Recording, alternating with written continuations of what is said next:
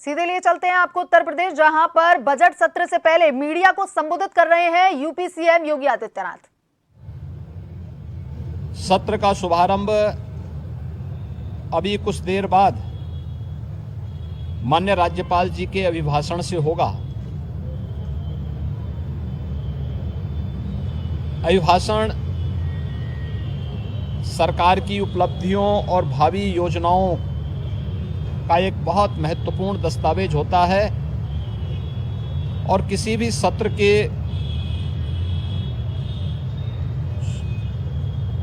वर्ष के शुभारंभ का पहला जो बिजनेस होता है वह विधानमंडल में माननीय राज्यपाल के भाषण से ही शुरू होता है। बजट सत्र है तो वर्ष 2024-25 का बजट भी इस दौरान उत्तर प्रदेश विधानमंडल में प्रस्तुत होगा और वर्ष भर के आय व्यय को लेकर के सदन में चर्चा होगी।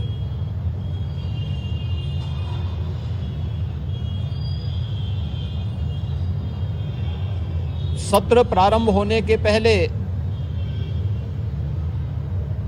दलीय नेताओं से संबंधित बैठक और उससे पूर्व बिजनेस एडवाइजरी कमेटी की बैठक भी संपन्न होकर के जो कार्य योजनाएं तय हुई हैं उसके अनुसार सरकार ने अपनी पूरी तैयारी भी की है।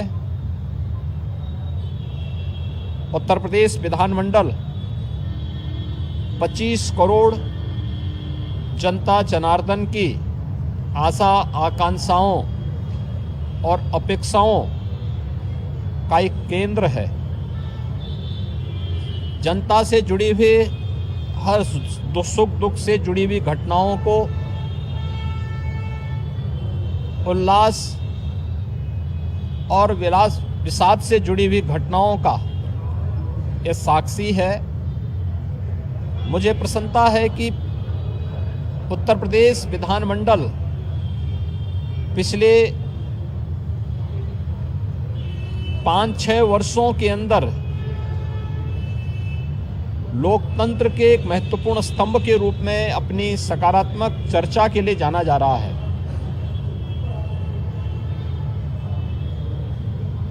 सकारात्मक मुद्दों पर, विकास से जुड़े हुए मुद्दों पर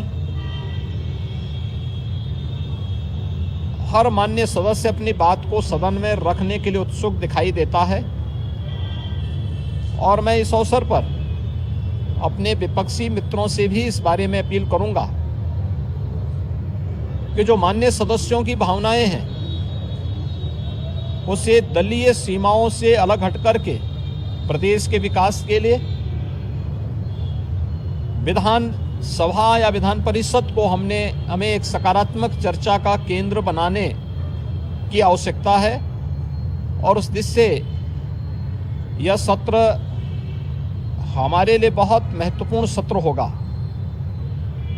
राज्यपाल जी के भाषण पर चर्चा होगी, उसका जवाब भी सरकार की तरफ से जाएगा।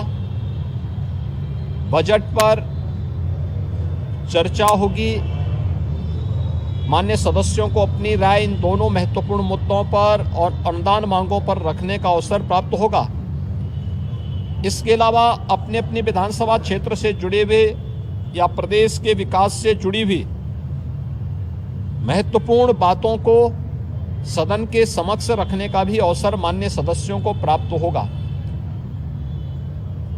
मुझे विश्वास है कि जो एक सकारात्मक माहौल प्रदेश के बारे में बना है, देश में, दुनिया में, उस सकारात्मक माहौल का लाभ विरोधी दल भी लेकर के एक सकारात्मक चर्चा का केंद्र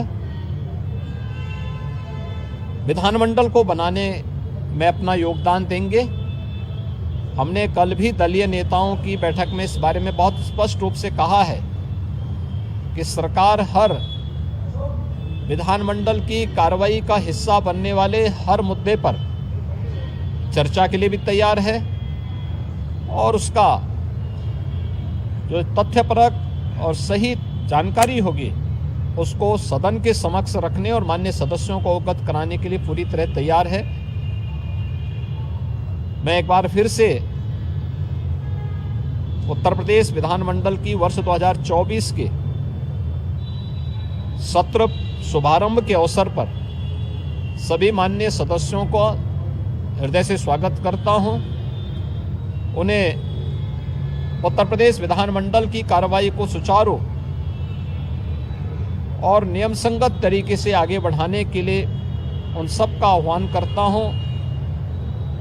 लोकतंत्र के उन मूल्यों और आदर्शों के अनुरूप सत्र की कार्रवाई को प्रभावी ढंग से आगे बढ़ाने में उनके सकारात्मक योगदान की भी अपेक्षा रखता हूं। और उत्तर प्रदेश ने आदरणीय प्रधानमंत्री जी के मार्गदर्शन में 22 जनवरी 2024 को अयोध्या में प्रभु श्री रामलला के 500 वर्षों के उपरांत एक लंबे अंतराल के उपरांत भव्य प्राण प्रतिष्ठा समारोह के सकुशल संपन्न होने और प्रतिदिन लाखों की संख्या में श्रद्धालु जनों का अयोध्या धाम में आगमन और उनके सकुशल दर्शन करने के सकारात्मक माहौल का लाभ भी हमारे सभी माननीय सदस्यगण उठाएंगे। इस पूरा विश्वास के साथ मैं विधानमंडल के नए सत्र शुभारंभ के अवसर पर आप सभी का भी हृदय से अभिवादन करता हूं। धन्यवाद। जय हिंद।